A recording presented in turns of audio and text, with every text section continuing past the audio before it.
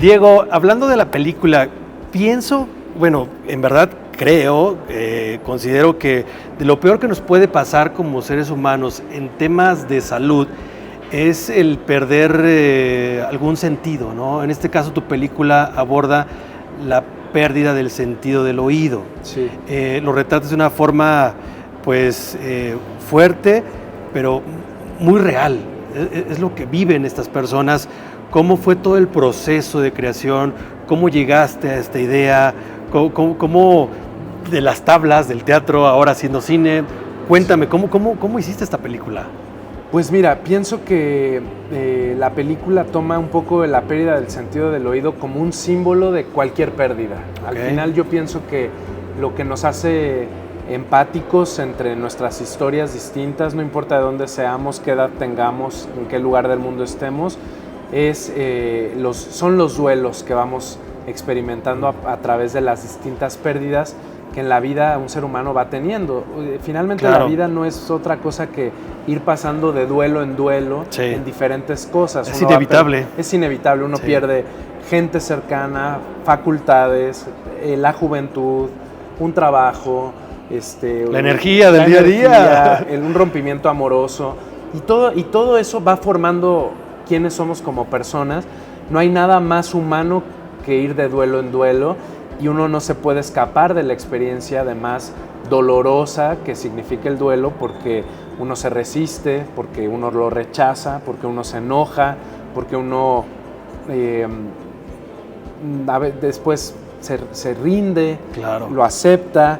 Y en medio de eso pues vemos a este personaje que es Miriam, interpretado por Adriana Llabres, que además tiene un desafío especial, porque no solo está perdiendo el oído, sino que su identidad está puesta en ser la que escucha en el mundo de los sordos.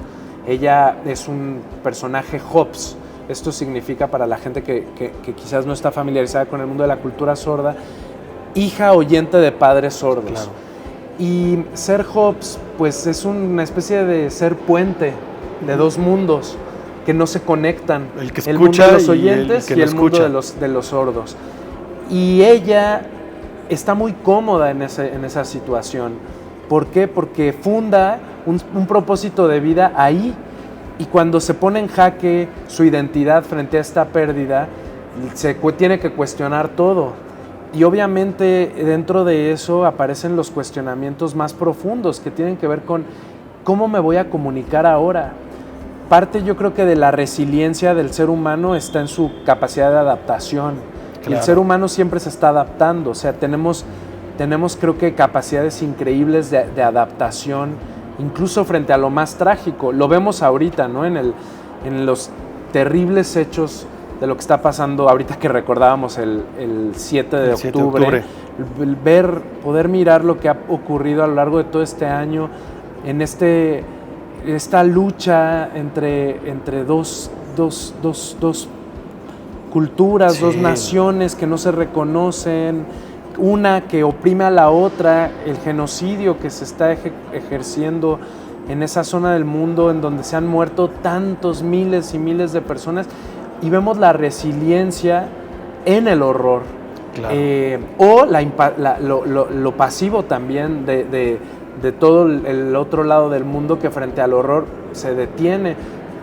No pensaba hablar de esto, pero bueno, lo que está pasando... Pero es una realidad y está pasando. ¿No? Ahorita lo que pasó con el alcalde en Chilpancingo, y uno se cuestiona, ¿y de qué manera uno reacciona frente a esa noticia? Uno se indigna, pero el mundo sigue, y entonces siento culpa porque debería seguir, pero ya no debería seguir, pero entonces ¿qué uno? Y en ese impasse aparece también, frente al cuestionamiento, pasos en donde los seres humanos se reinventan.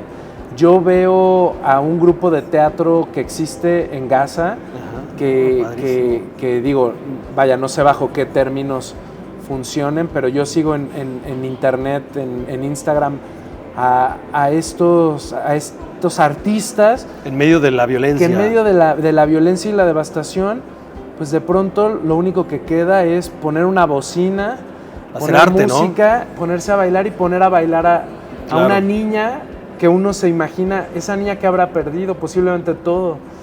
Y en medio de eso, ahí creo que aparece el sentido de lo que nosotros hacemos, que es comunicar desde otro espacio un mensaje que sí creo que tiene una relevancia de cuestionamiento o de expresión. Claro. Porque en todo el silencio para nosotros era muy importante, primero, hacer una película bilingüe, que fuera hablada en español y en lengua de señas mexicana.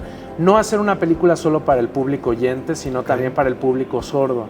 Esto nos llevó a pensar en términos de encuadre, que las señas no se cortaran, claro, que no fuera solamente el exoticismo de decir, vamos a retratar esto porque mira qué interesante, sino la oportunidad que nos da el arte de entrar de lleno a culturas que no son las nuestras, y de entrar en el ejercicio de imaginación de ¿y cómo será perder algo como en este caso el oído? Oye, ¿no? perdón, ¿y te pasó en el tema ya técnico al momento del rodaje, ahora que hablas del lenguaje de señas?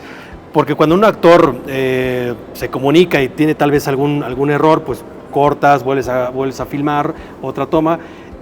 ¿Te pasó con el lenguaje de señas? Que con de repente lengua, sí. que tú decías, quedó padrísima la toma, sí, me encantó, y de repente no sé si te estabas apoyando con alguien, sí, y que esta seña está mal. Sí, me pasó varias veces y fue muy interesante y muy frustrante en momentos y muy yo tuve en la película, tuvimos dos colaboradores centrales que estuvieron todo el rodaje, que fueron Antonio Sacruz y Eduardo Domínguez. Okay. Eduardo Domínguez es un sordo profundo, director del grupo de teatro Seña y Verbo que aparece en la película, que tradujo el guión de español a lengua de señas mexicana, que entrenó a Adriana y a Moisés y a todos los actores que hacen personajes más pequeños en la lengua de señas, y que se encargó de estar conmigo junto con Antonio Sacruz, que fue el intérprete. Todo el tiempo apoyándote. Todo el tiempo.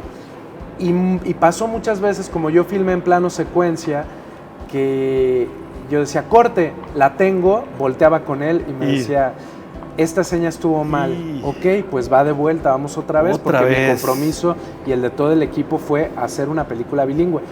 Y bueno, eso, más que es verdad, como te decía, en algún momento pudo ser frustrante, también se vuelve interesante, importante, porque es un compromiso con hacer realmente una película que busque la inclusión de manera verdadera, profunda. Hubo una escena, sin spoilers, pero una de mis escenas favoritas en la película, en donde al personaje de Miriam le pasa algo, que son esas cosas que uno, por más que pueda dirigir, que una actriz, por más que pueda actuar, que tenga una técnica, como es el caso de Adriana y el mío, como director de actores, ella como actriz de muchísima experiencia, que hay momentos en donde la ficción te agarra y pasan cosas que uno no previó. Ajá. Y ahí está la belleza de la verdad, ¿no? En esa escena, que está muy cerca del final, Adriana le pasó algo expresivamente que yo dije, ¿qué es esto? ¡Qué belleza! Wow. Y en eso, en el final, se equivoca en una seña, por suerte en la última frase, y corta. ¿Y yo qué pasó?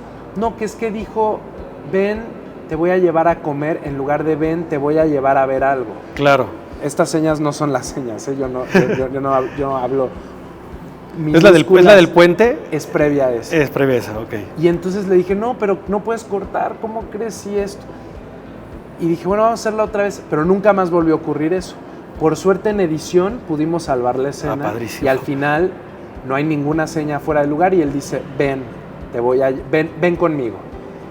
Y logramos cortar antes de que diga, te voy a llevar a comer algo. Okay. Pero entonces se rescató ese momento de verdad actoral, pero fue una gran suerte que se pudiera hacer, ¿no? Oye, otra cosa que va de la mano, el tema del diseño sonoro, que por cierto ganó un Ariel. Ganó el Ariel. Miguel Hernández. Mario Martínez y Liliana Villaseñor.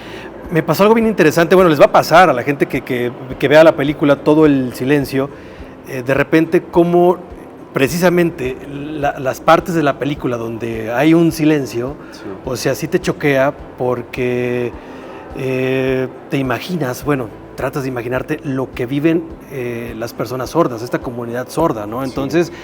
¿Cómo fue el diseño sonoro? ¿Cómo lo trabajaste? ¿Ya habías hecho algo de sonido? No, pues fue un proceso... De trabajar en estos temas. Sí, no, nunca. Digo, finalmente yo al no estudiar cine quise que la película fuera también mi escuela de cine, claro. Y eso tuvo que ver con los... Uy, qué gran escuela, ¿no? Sí, con los grandes colaboradores con los que pude compartir. Y grandes equipo de actrices, actores. Para hacer una ópera prima te fue padrísimo, ¿no? Sí. Y bueno, pues Miguel Hernández, que fue con el que más de cerca pude trabajar en todo el diseño sonoro, compartimos, yo creo que las ganas de hacer un proceso de investigación sonora. Para él nuevo también todo, porque muchas veces me decía, qué loco, esto que tú me pides más alto, generalmente tendría que ir 50% más bajo en cualquier otra película. Por ejemplo, el sonido de los cuerpos, lo que llaman los bodies. Muchas veces, para la gente que no sepa, se recrea prácticamente toda la banda sonora después de haber filmado. Claro. Y entonces hay maravillosos artistas que hacen los folies, que recrean los sonidos, ¿no? O sea, uno ve en la pantalla... estabas como juguete nuevo, imagino tú, bueno, ¿no? Yo estaba así con por ejemplo, uno ve en la pantalla esto y pues el micrófono por ahí capta el sonido, pero después hay que volverlo lo vuelven a hacer, entonces ellos lo reconstruyen todo, y lo mismo con los cuerpos. Y fue un proceso de investigación con Miguel, de prueba y error, de subirle, de bajarle, de intentar, pero él tuvo siempre muy claro, junto con Mario, que querían hacer un proceso analógico más que mecánico, que no fuera el proceso sonoro nada más de la pérdida en términos de cómo sonaría una bocina que le fallan los agudos, claro, sino de cómo suena desde el cuerpo por adentro. Y entonces hubieron muchos procedimientos de investigación que ellos armaron. Yo fui parte estuve sentado con Miguel cada minuto, sesiones a veces de 8 horas.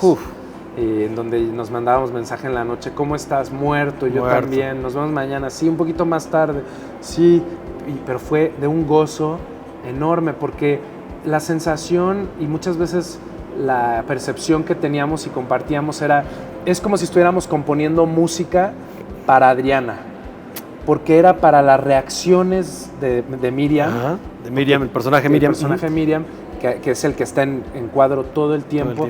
Si levanta la ceja, si aquí voltea, bajo este principio actoral que es acción-reacción, ¿qué viene primero? ¿Qué la hace voltear? ¿Qué la hace reaccionar? Entonces, el sonido, yo por eso lo catalogo en esta película como el segundo protagonista de la película. Uno es Miriam y otro es el sonido que Miriam percibe, o que percibe el mundo a través del punto de vista que el sonido plantea, porque el punto de vista sonoro también cambia dependiendo del foco. En momentos el foco está en ella y entonces el sonido está en su punto de vista, en momentos el foco no está en ella y entonces el sonido está en otro punto de vista. Y vaya, el descubrimiento de la pieza también, en cómo la imagen compone el sonido, en cómo el sonido compone la imagen, la actuación compone el sonido compone la actuación. Por eso creo que no hay nada más colaborativo que hacer cine. Diego, pues un gran trabajo, la verdad, muchísimas felicidades. Por último, pues la invitación para que la vean, creo que está en Amazon Prime. Así es. Híjole, yo creo que estaría padrísimo que la puedan ver en un cine, en un teatro, en una cineteca, porque es muy diferente. Sin duda, la experiencia del cine en el cine es sine qua non. Sí. Ayer tuvimos el chance de venir a la cineteca de ustedes aquí. En San Luis. En San Luis, ese teatro pues, único, ¿no? Sí. Yo creo que el único cine, o de los únicos, que se mantiene en pie, que revela una historia, que además ya es una historia en sí mismo, porque bueno, uno puede ver, por un lado, las paredes del edificio original, pero el cambio del piso, pero las butacas heredadas del Auditorio Nacional, ya es toda una historia en sí misma, ¿no? El edificio arquitectónicamente. Pero ayer fuimos a ver Dogville, de Lars von Trier, una película que tendrá, pues, por lo menos 20 años o más, 25 años. Y Adriana no la había visto, yo ya la había visto, pero reflexionábamos al final que el cine se ve en el cine. Si se puede ver en el cine, que se ve en el cine. Se vea en el cine. Ahora, si no se puede ver en el cine, qué milagro es poder tener una plataforma en donde tanta gente pueda acceder a una película como Todo el Silencio. Véanla en Prime, pónganle el sonido mejor que puedan, si no, trépenle al sonido de su tele, pónganse si no unos audífonos. Creo que es una película que vale la pena darse el tiempo de inmersión. La pensamos mucho desde la inmersión. Es una película corta, dura 1 hora y media en total. Entonces, creo que disponte a verla, ponte el sonido de la mejor manera posible y ojalá que entres en la historia de Miriam y en una cultura tan apasionante como es la cultura sorda. Perfecto. Diego, muchísimas gracias. Gracias a ti. Él es Diego del Río, director de cine, director de la película Todo el Silencio. Muchísimas gracias y que sigan los éxitos, Diego. Muchas gracias a ti. Hasta la próxima.